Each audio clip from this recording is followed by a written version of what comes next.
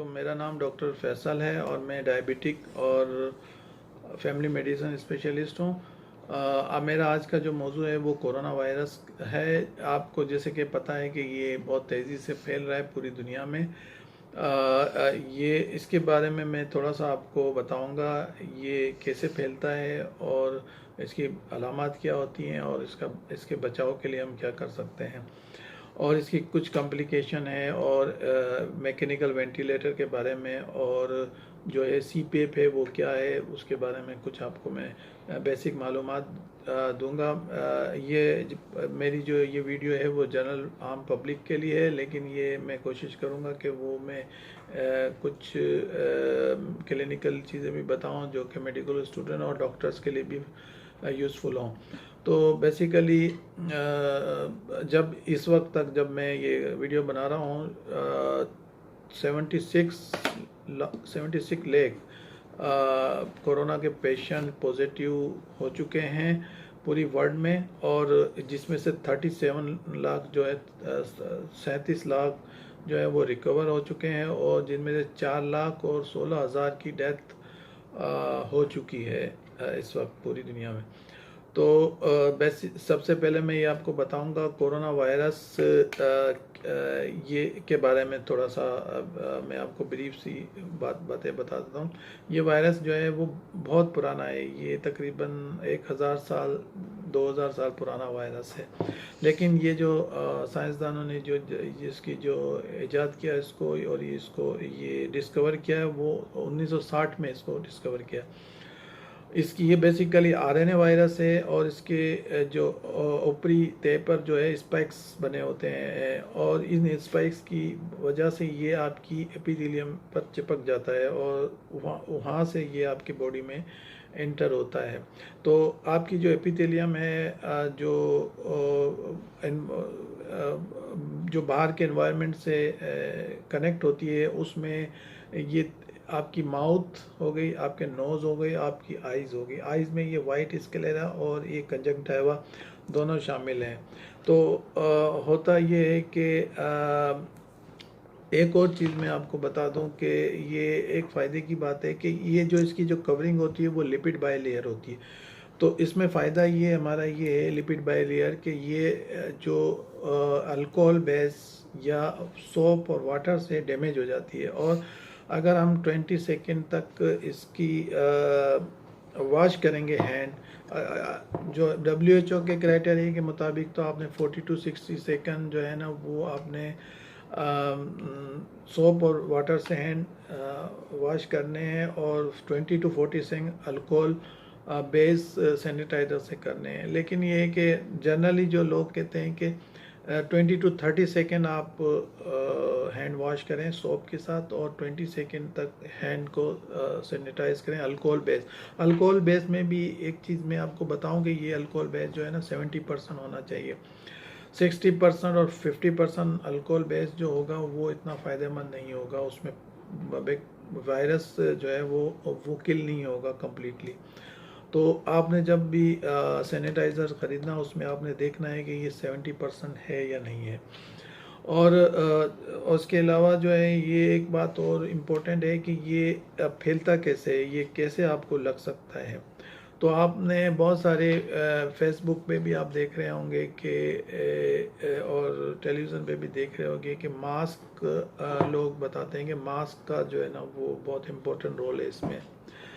असल में होता क्या है बेसिकली जब कोरोना का जो पेशेंट होता है वो फ़र्ज़ करें कि आपके सामने है और आप उसके सामने बैठे हुए हैं, वो छींकता है या खांसता है तो उससे जो है जो ड्रॉपलेट्स बाहर आते हैं मुंह से या नाक से, वो विजिबल नहीं होते, उसको आप देख नहीं सकते। अगर छींक रहा है कोई तो वो ड्रॉपलेट्स समटाइम्स विजिबल नहीं होते।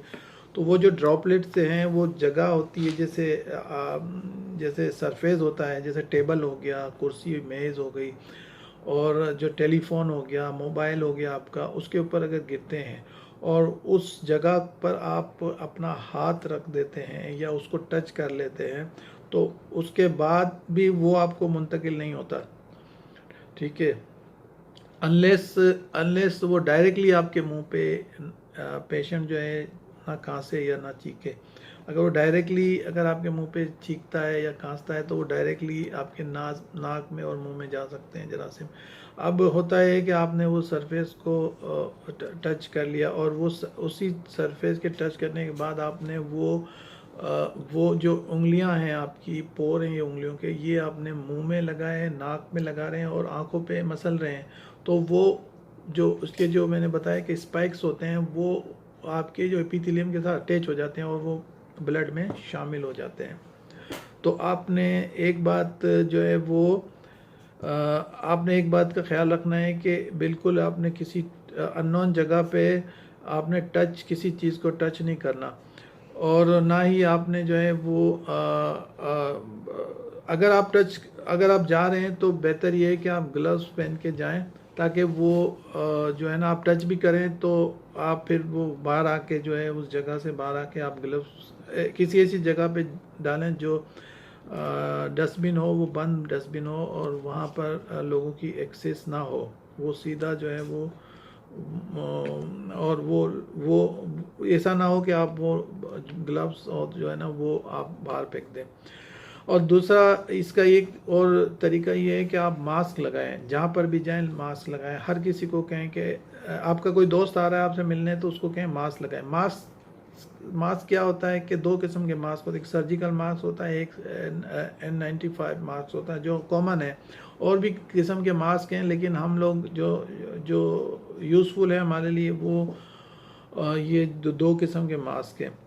सर्जिकल मास्क में ये होता है कि आपको जो है ना वो इसका भी पहनने का तरीका होता है, डोरी होती है इसकी सफ़ेद, उससे पकड़ के आपने उसको पहनना होता है और उतारना भी फिर इसी तरह से होता है, और उसको हाथ नहीं लगाना होता। जो मास्क का जो कपड़े वाला जो पोर्शन है उसको आपने हाथ नहीं लगाना होता, और ऐसा आपने उसके अंदर फिक्स करना होता है मुंह के अंदर, ताकि वो जो आपके इस यहाँ से खुला ना रहे और नाक की तरफ से भी खुला ना रहे, ताकि वो आपके वायरस आपके जो है ना अगर कोई चीखता है खांसता है तो आपकी तरफ रहे। तो ये बैरियर होता है। अगर कोई छींकेगा या खांसेगा तो वो या बात करेगा, कभी कभी ड्रॉपलेट्स जो है वो बात करने से भी आपको मुंतकिल हो सकते हैं।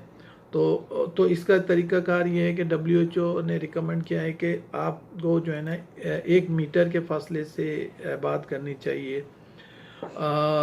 यानी कि 3 फीट।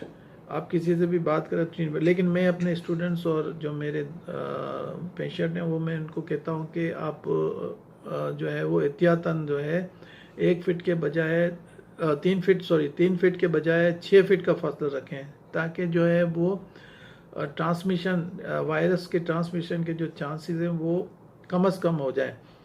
तो ये एक इम्पोर्टेंट बात है कि आप फासला रखें। इसको कहते हैं सोशल डिस्टेंसिंग, जिसके बारे में आप सुनते रहते होंगे बहुत ज़्यादा। तो ये सोशल डिस्टेंसिंग कहलाती है। फासला रखें तकरीबन 2 मीटर का, और इसके साथ साथ आप मास्क लगाएं, ये बहुत ही इम्पोर्टेंट है।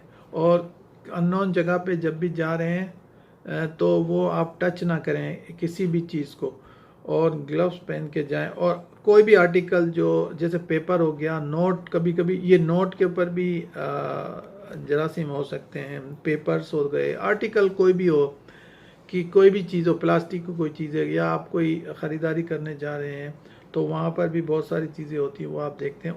वहाँ पर भी कोई टच करके गया हो पेशेंट और वो आप उसको दोबारा से टच कर रहे हैं और वो आपको इस तरह से मुंतकिल हो सकता है वायरस।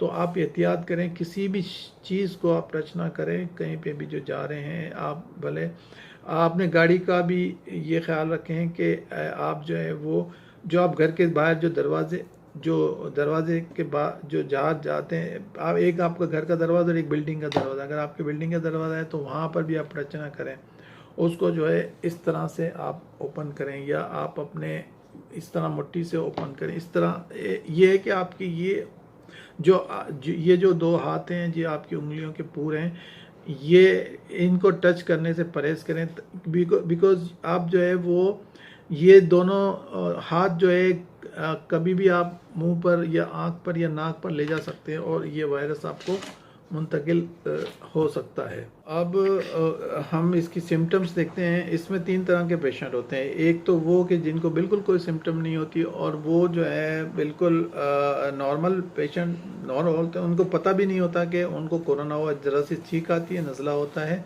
और वो बिल्कुल ठीक ठाक हो जाते हैं। जब हम इनकी एंटीबॉडी टेस्ट करते हैं तो पता चलता है कि ये कोरोना पॉजिटिव थे और एंटीबॉडीज़ पॉजिटिव आ जाती हैं।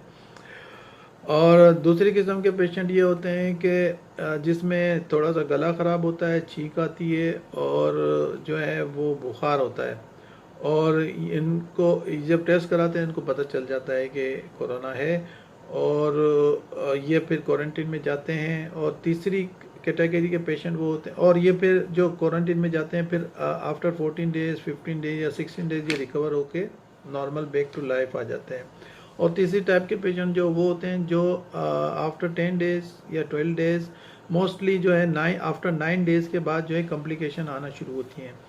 तो इसमें कॉम्प्लिकेशन में चले जाते हैं। बेसिकली जो कॉम्प्लिकेशन जो है इसकी है, सबसे जो वर्स्ट कॉम्प्लिकेशन है वो ये है कि जो ब्लड वेसल्स हैं उसमें क्लॉटिंग होना शुरू हो जाती है, उसमें जो है खून जमना शुरू हो जाता है। आपने देखा होगा कि बहुत सारी आप खबरें सुनते होंगे कि फ़लाँ शख्स है, वो 3 दिन पहले उसको कोरोना पॉजिटिव आया, वो हॉस्पिटल गया और जो है वो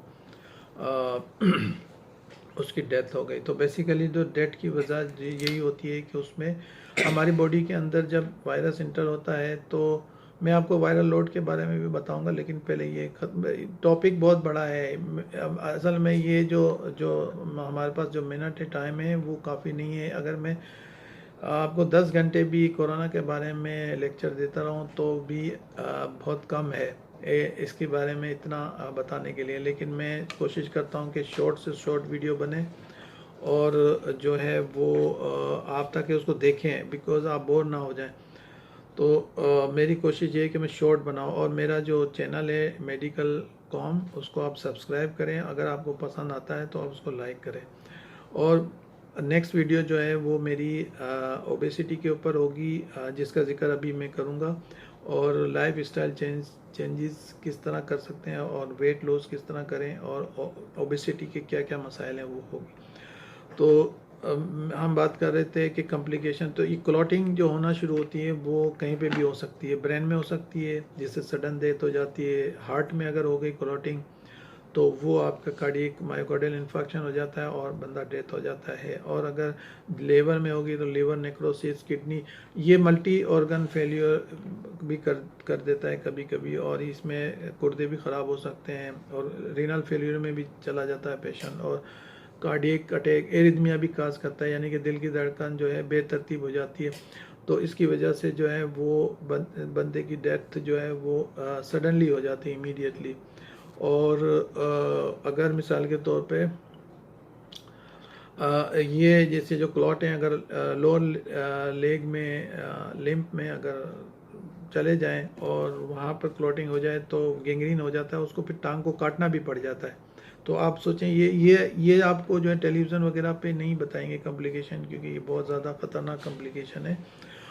और इसके बाद जो है सेकंड नंबर पे जो कॉम्प्लिकेशन आती है लेस जो है वो वर्स है, वो है रेस्पिरेटरी ट्रैक्ट इन्फेक्शन, नमूनिया और ARDS का मतलब है एक्यूट रेस्पिरेटरी डिस्ट्रेस सिंड्रोम। उसमें ये होता है कि सांस लेने में इनिशियली जो है हमारी बॉडी में जो इसकी जो मेन वजह है वो साइटोकाइंस होते हैं, जो इन्फ्लामेटरी रिएक्शन के तौर पे हमारी बॉडी से ये जो केमिकल निकलते हैं उसको कहते हैं साइटोकाइंस। वो क्या करता है कि वो इन्फ्लामेटरी सेल्स को एक्यूमुलेट करता है पूरी बॉडी में और स्पेशली लंग्स के अंदर। तो वो लंग के अंदर जो है वो नमूनिया होना शुरू हो जाता है, इन्फ्लामेटरी सेल्स जमा होना शुरू हो जाते हैं और फ्लूइड जमा होना शुरू हो जाता है, जिसकी वजह से जो है आपका सांस रुकता है, बंद हो जाता है। तो जब पेशेंट हमारे पास आते हैं सांस की तकलीफ़ के हिसाब से, जो सांस ले रहे होते हैं उनको हम CPAP पे लगाते हैं, डायरेक्ट वेंटिलेटर में नहीं लगाते। वेंटिलेटर तो लास्ट स्टेज है। और CPAP क्या करता है कि वो पॉजिटिव वेंटिलेशन करता है और वो एक मदद देता है रेस्पिरेशन में पेशेंट को, जिनको डिफ़िकल्टी रेस्पिरेशन होती है। ठीक है। उसके बाद जब पेशेंट के ज़्यादा नमूनिया हो जाए और ज़्यादा कॉम्प्लिकेशन में चला जाता है तो वो सांस उसका रुक जाता है, ले नहीं सक पाता, तो फिर उसको हम मैकेनिकल वेंटिलेटर पे डालते हैं। तो मैकेनिकल वेंटिलेटर की वजह से जो है वो जो फेफड़ों को, जो अल्वुला है उनको जो है ऑक्सीजन प्रोवाइड होती है, वो जो वो करता है और उनको फैलाता है और कॉन्ट्रैक्ट करता है और डायलेट करता है, कॉन्ट्रैक्ट करता है। इस तरह जो है वो मैकेनिकल रेस्पिरेशन होती है। और जब पेशेंट रिकवर होने लगता है और वो रिकवरी हो जाती है और इन्फ्लामेशन सबसाइड हो जाती है और फ्लूइड भी डिक्रीज हो जाता है और जो मरीज़ है वो सांस लेने लगता है, तो फिर हम मैकेनिकल वेंटिलेटर हटा देते हैं। जो कॉम्प्लिकेशन में जाते हैं वो 3% से 4% लोग हैं जो कॉम्प्लिकेशन में जाते हैं, जिसमें से 3% लोग या 2% लोग जो है ना उनकी डेथ हो जाती है। और इसका जो रिकवरी रेट है आफ्टर में वेंटिलेशन के बाद वो बहुत लो है, कम है। तो कोशिश करें कि आप जो है ये कॉम्प्लिकेशन में ना जाए। और वैसे तो बहुत सारी कॉम्प्लिकेशन हैं, वो आपको समझ में नहीं आएंगी, वो मैं किसी और दिन ये लेक्चर दूंगा, तो वो फिर आप वो पैथोलॉजी है वो बहुत ज़्यादा कॉम्प्लिकेटेड हो जाएगी। तो जो आप नॉर्मल चीज़ें जिसमें टर्मिनोलॉजी ना हो, मैं कोशिश कर रहा हूँ कि वही आपको बताऊँ। इसके बाद जो है आप इसके जो रिस्क फैक्टर है वो क्या है। सबसे जो मेन रिस्क फैक्टर है उसका जो, यानी कि जिन लोगों को ख्याल रखना चाहिए बहुत ज़्यादा, वो उससे जल्दी लपेट में आ सकते हैं। रिस्क फैक्टर का मतलब है कि वो ज़्यादा प्रोन है इस बीमारी के, वो है ओबेसिटी यानी मोटापा। जो मोटे लोग होते हैं वो ज़्यादा इसके फ़ौरन उनको वायरस कैच होता है और उनके कॉम्प्लिकेशन चांसेस भी ज़्यादा होते हैं। उनकी इम्यूनिटी लो होती है।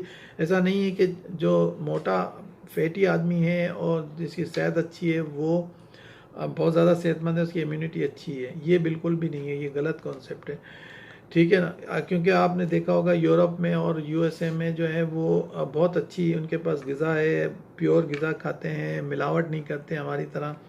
और हम लोग एशियंस लोग भारत में, पाकिस्तान में, बांग्लादेश में, नेपाल में, तो ये जो है यहाँ पर इतनी अच्छी खुराक नहीं है हम लोगों की। तो लेकिन फिर उनके डेथ रेशो उनका क्यों ज़्यादा है? इसीलिए ज़्यादा है कि वहाँ पर ओबेसिटी बहुत ज़्यादा है। और वो एक और चीज़ होती है इसकी, अल्कोहल यूज़ करते हैं बहुत ज़्यादा। अल्कोहल जो है वो लीवर डैमेज करता है और लीवर नेक्रोसिस करता है। तो वो इम्यूनिटी, लीवर का जो डायरेक्ट कॉन्टेक्ट, जो डायरेक्ट ताल्लुक़ होता है वो इम्यूनिटी से होता है, क्योंकि वो इम्यूनोग्लोबुलिन बनाता है। और जब लीवर ख़राब होगा अल्कोहल की वजह से तो वो तो वो उनकी इम्यूनिटी भी कमज़ोर होगी और जो है इसी वजह से उनकी डेथ बहुत ज़्यादा, रेशियो बहुत ज़्यादा हुआ है। आपने ये देखा होगा कि इस बीमारी में यंग लोगों की भी डेथ हो रही है और ओल्ड एज भी लोग की भी डेथ हो रही है। कोई डिफरेंशिएट नहीं है। जिसकी इम्यूनिटी अच्छी है वो जो है ना सर्वाइव कर रहा है और वो रिकवर हो जाता है। अब जो अभी तक जो हम लोग जो दुनिया में जो तमाम पूरी वर्ल्ड के अंदर जितनी रिसर्च हो रही है, अभी तक ये लोग कोई वैक्सीन और कोई ट्रीटमेंट इजाद नहीं कर सके हैं। कुछ मेडिसिन यूज़ कर रहे हैं जैसे हाइड्रोक्लोरोक्विन और रेमडेसिविर जो एंटीवायरल है, और एक और मेडिसिन जो यूज़ हो रही है वो सिर्फ और सिर्फ जो है वो सिम्टोमेटिक और कॉम्प्लिकेशन को रिड्यूस करने के लिए है। ये एंटी इन्फ्लामेटरी ड्रग्स हैं, ये कंप्लीट क्योर नहीं है इसका। और इसमें ज़्यादातर चांसेस होते हैं कि इसका रिस्पांस नहीं होता ज़्यादातर और मेजॉरिटी केसेस में। लेकिन फिर भी एक लास्ट हरबे के तौर पे इसको दिया जाता है ताकि कोई कसर ना रह जाए ट्रीटमेंट में। ये सिर्फ सपोर्टिव ट्रीटमेंट कहलाता है। तीसरा जो काज है इसका वो स्मोकर्स हैं। जो स्मोकर्स होते हैं वो उनका ऑलरेडी लंग्स कंप्रोमाइज़ होते हैं और उनकी डिफेंसिव लंग्स का सिस्टम थोड़ा सा अच्छा नहीं होता, जिसकी वजह से वो डिजीज़ कैच जल्दी करते हैं। और दूसरी बात ये है कि जैसे वो अब ये सिगरेट को बार बार मुंह के पास ले जाते हैं, तो वो इसमें ये होता है कि बार बार उंगली लगती है, तो इसकी वजह से वो कैच कर सकते हैं। और चौथी वजह जो है वो जो कैंसर पेशेंट हैं वो, या जो इम्यूनोसप्रेसिव मेडिसिन पर हैं वो उनको ख़ास तौर पे एहतियात करनी चाहिए। और जो जिनको अस्थमा या COPD ये डिज़ीज़ है उनको भी बहुत ज़्यादा, और जो डायबिटिक हैं, कार्डियोवास्कुलर डिजीज़ हैं जिनको, और जिनको जो लीवर प्रॉब्लम है, स्पेशली हेपेटाइटिस बी जिनको है, उनको बहुत ज़्यादा एहतियात करनी चाहिए, क्योंकि हेपेटाइटिस बी जो है वो वायरस में ये ज़्यादा अटैक करता है। तो जो इम्पोर्टेंट चीज़ इसमें ये है कि और जो लोग इनहेलर पर हैं और स्टेरॉयड ले रहे हैं उनको भी एहतियात करने की ज़रूरत है, क्योंकि और जो कैंसर मेडिसिन ले रहे हैं उनके अंदर भी ये एहतियात करने की ज़रूरत होती है कि उनका जो उनका जो इम्यूनिटी लो हो जाती है उनकी इसी वजह से। और एक और बात मैं बताना भूल गया आपको, बहुत सारी बातें जो मुझे याद आ रही हैं, जो मैं बता रहा हूँ, जो मुझे याद अचानक से याद नहीं आ रही। मैं इसकी कोई प्रिपरेशन नहीं की, जो जैसे प्रेजेंटेशन वगैरह है, तो मैं जस्ट अपने एक्सपीरियंस की बेस पे ये सारी जो चीज़ें मैं आपको बता रहा हूँ, जनरली बता रहा हूँ सारी चीज़ें जो मुझे। उसमें ये एक बात और भी है कि ये आपके जो स्टूल है उससे ये वायरस शेड होता है, और ये काफ़ी दिन तक होता रहता है, यानी कि ये तकरीबन 15-20 डेज़ के बाद भी होता है इसमें। और ये जो एपिडेमियोलॉजिस्ट जो होते हैं ये चेक करते हैं कि कौन से एरिया में जो डिजीज़ है वो आपके सीवरेज सिस्टम से चेक करते हैं। वो उनको सीवरेज सिस्टम का जो वाटर लेके उसमें चेक करते हैं कि ये वायरस इस एरिया से आ रहा है या नहीं आ रहा, और इसमें पेशेंट है, और इतना वायरल लोड क्या है।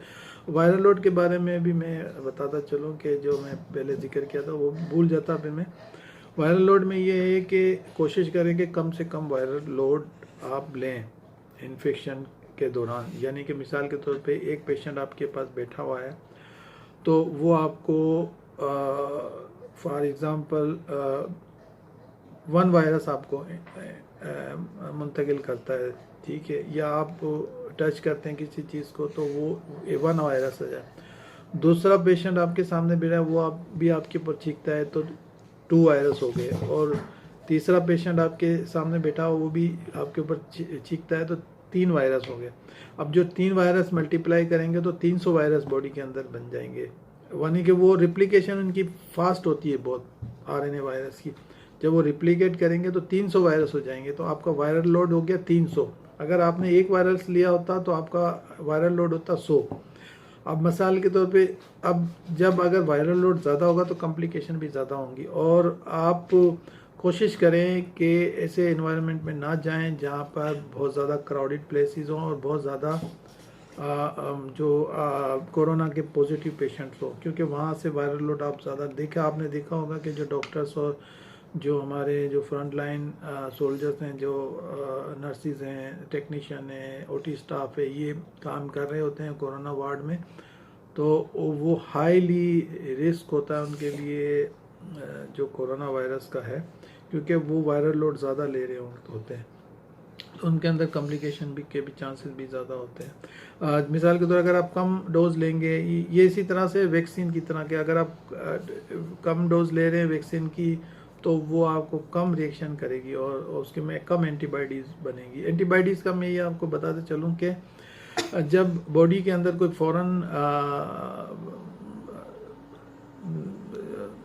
क्या कहते हैं फ़ौरन इन्वेडर या वायरस, जैसे वायरस हो गया, बैक्टीरिया हो गया और या पैरासाइट हो गया, इंटर होते हैं, तो वो बॉडी इनको रिकॉग्नाइज करती है और उसके ख़िलाफ़ वो एंटीबॉडीज़ बनाना शुरू कर देती है, और वो उसको किल कर देती है एंटीबॉडीज़, और उसको एलिमिनेट कर देती है बॉडी के अंदर। और अगर वायरस ताकतवर है और एंटीबॉडीज़ कम है, आपकी इम्यूनिटी कम है, तो वो वायरस जो है आपका जो बॉडी के अंदर हावी हो जाता है और एंटीबॉडीज़ कम हो जाती हैं, आपकी रह जाती है, तो वो आप बीमारी का अटैक हो जाता है और आप कॉम्प्लिकेशन में चले जाते हैं।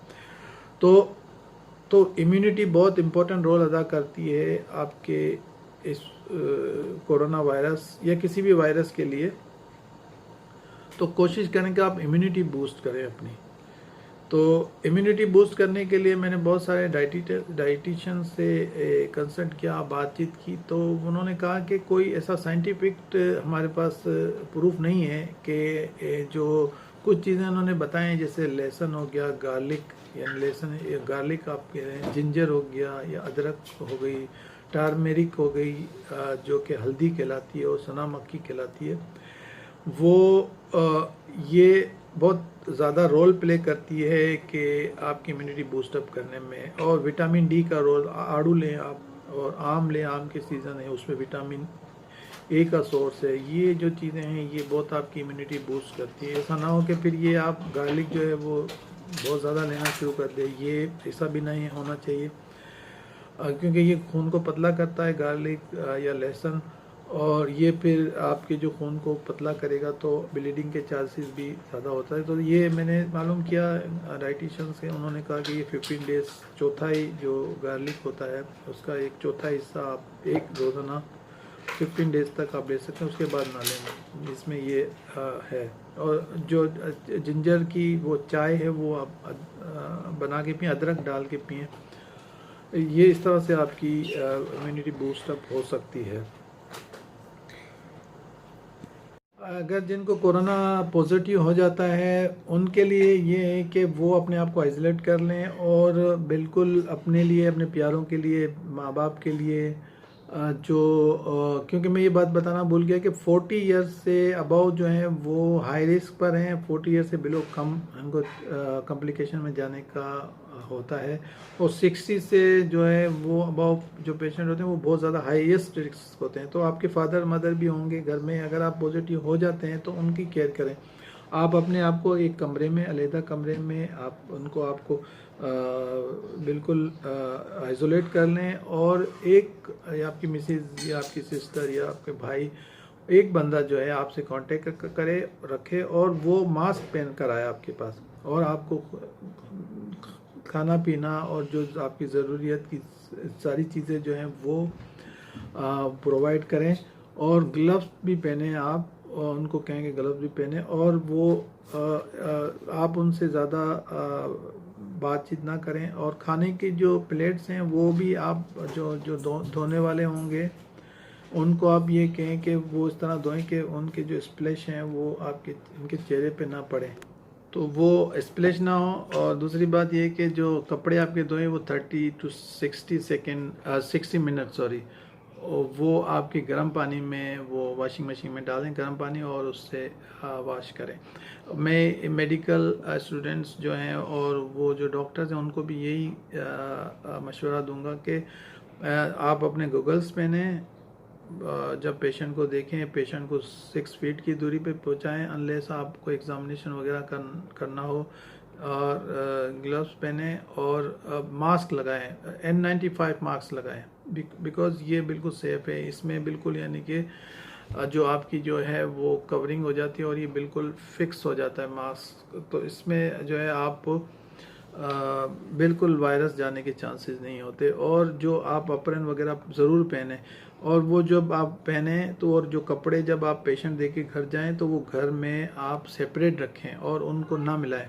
और जूते भी जो आप हॉस्पिटल से पहन के जाएं वो बाहर ही उतारें, घर के अंदर ना ले जाएं, क्योंकि जरासीम जो है वो आप ज़मीन पर भी हो सकते हैं और वो जूते के ज़रिए आपके घर में दाखिल हो सकते हैं। तो जूते आप हॉस्पिटल वाले जूते जो बाहर ही उतारें। और इसके अलावा जो है आप अपने कपड़े जो है रोज़ाना धोएं, आप जाके बाथ लें रोज़ाना, ताकि वो जो जरासीम अगर आपके चेहरे पे या इधर उधर लगे हुए हों तो वो वाश अप हो जाएं, और ये आप फिर उसके बाद आप अपने घर वालों से मिलें या बच्चों से प्यार करें। इससे पहले आप बिल्कुल किसी चीज़ को टच ना करें, डायरेक्ट बाथरूम में जाएं। और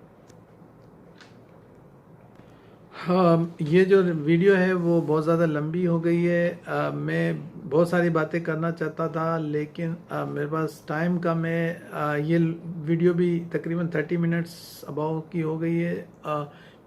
तो ये मुझे डर है कि ये आप पूरी नहीं देखेंगे, लेकिन आप अपने लिए, अपने घर वालों के लिए ये वीडियो पूरी देखें और मेरे चैनल को सब्सक्राइब करें और जो इसको लाइक करें। और इसके अलावा मैं ये कहना चाहूँगा कि अभी रिश्तेदार, दोस्तों और जितने भी आपके जानने वाले हैं जो आपके पास मिलने आने चाहते हैं, उनसे अभी आप दूरी बनाए रखें, क्योंकि अभी हमें पता नहीं कि वायरस कब इसकी जो वैक्सीन है कब बनेगी और इसकी जो मेडिसन है वो कब ईजाद होगी।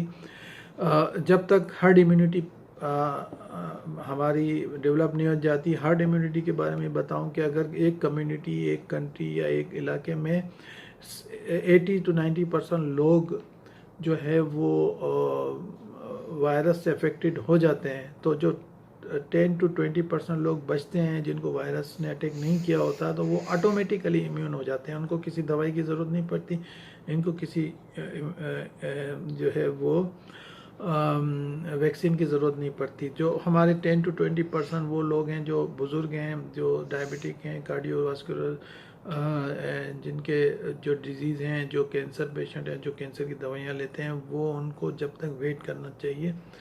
और हमारे नौजवानों को भी वेट करना चाहिए और एहतियात करनी चाहिए। इसमें सबसे जो मेन रोल है वो एहतियात का है, ये प्रिवेंशन का है, क्योंकि इसका इलाज ही नहीं है। और इसमें या तो रिकवर हो जाते हैं, और ये भी हमें नहीं पता कि जब इसकी इम्यूनिटी डेवलप्ड हो जाती है तो ये कितने अरसे तक इम्यूनिटी रहती है, 1 साल, 6 महीने और 2 साल, 5 साल या लाइफ लॉन्ग है। ये अभी इस पर भी रिसर्च चल रही है, लेकिन मेरा एक ज़ाती जो मेरा एक्सपीरियंस है, उस तजर्बा है, मेरा ख्याल में ये 1 ईयर के लिए हो सकती है इसकी इम्यूनिटी हो। तो 1 ईयर भी हो सकती है और 2 ईयर भी हो सकती है, क्योंकि ये वायरस जो है ये मिलता जुलता सार्स वायरस है, ये इन्फ्लुएंजा वायरस की तरह है। और इन्फ्लुएंजा वायरस में भी 1 ईयर की इम्यूनिटी होती है। इसको हम एवरी ईयर जो है वो स्ट्रेन चेंज करता है, तो हम एवरी ईयर जो है वैक्सीनेशन करते हैं, लोगों को इम्यून करते हैं। तो पॉसिबल ये है कि ये 1 ईयर के लिए इम्यूनिटी इसकी डेवलप हो, लेकिन अभी हम कुछ हतमी नहीं कह सकते हैं। हो सकता है इसकी इम्यूनिटी 6 महीने के लिए हो, 3 महीने के लिए, या हो ही ना डेवलप। तो अभी इस पर रिसर्च चल रही है। इम्यूनिटी का मैं बहुत अच्छी तरीके से मैं आपको बता चुका हूँ कैसे डेवलप्ड होती है। तो आखिर में मैं सिर्फ यही कहना चाहता हूँ कि आप एहतियात करें और मास्क लगाएं जहाँ भी जाएं, और किसी सरफेस को टच ना करें, ग्लव्स पहने, गूगल्स अगर पॉसिबल हो तो पहने, और अननेसेसरीली बाहर ना जाएं। बाहर ना जाने का मतलब ये नहीं कि आप घर में बैठे रहें और एक्सरसाइज ना करें। आप एक्सरसाइज भी के लिए भी जाएं, लेकिन सेपरेटली जाएं। लोगों से मिले जुले, हाथ ना मिलाएं किसी से, ठीक है, हैंड शेक ना करें, गले ना मिलें और ज़्यादा करीब ना हो। मेरे हिसाब से 2 मीटर का फासला रखें, और WHO का कहना है कि 1 मीटर का फासला रखें, लेकिन मैं ज़्यादा एहतियात के तौर पे 2 मीटर का कह रहा हूँ, आपको 6 फीट का फासला रखें। तो आप मेरी वीडियो को, नेक्स्ट वीडियो का इंतज़ार करें। नेक्स्ट वीडियो पॉसिबल है कि लाइफ स्टाइल के ऊपर हो या ओबेसिटी के ऊपर हो, तो वो मेरी नेक्स्ट वीडियो का वेट करें और मुझे कमेंट्स दें। अगर लाइक करें मेरी वीडियो को, और जो सजेशन इम्प्रूव करने के लिए जो अगर मैंने बहुत ज़्यादा जॉर्गन्स यूज़ किए या मेडिकल टर्मिनोलॉजी यूज़ किए जो आम आदमी की समझ में नहीं आ रही, वो भी मुझे उसका भी बताएं, तो ताकि मैं अगली जो मेरी सेकंड वीडियो है वो जो कि ओबेसिटी के ऊपर होगी, और थर्ड वीडियो में शायद नेफ्रो के ऊपर बनाऊं, यानी कि जो रिनल फेलियर के ऊपर बनाऊं। तो वो जो है उसके बारे में भी मुझे कमेंट्स चाहिए। आप लाइक करें और सब्सक्राइब करें मेरी वीडियो को। अल्लाह हाफिज़।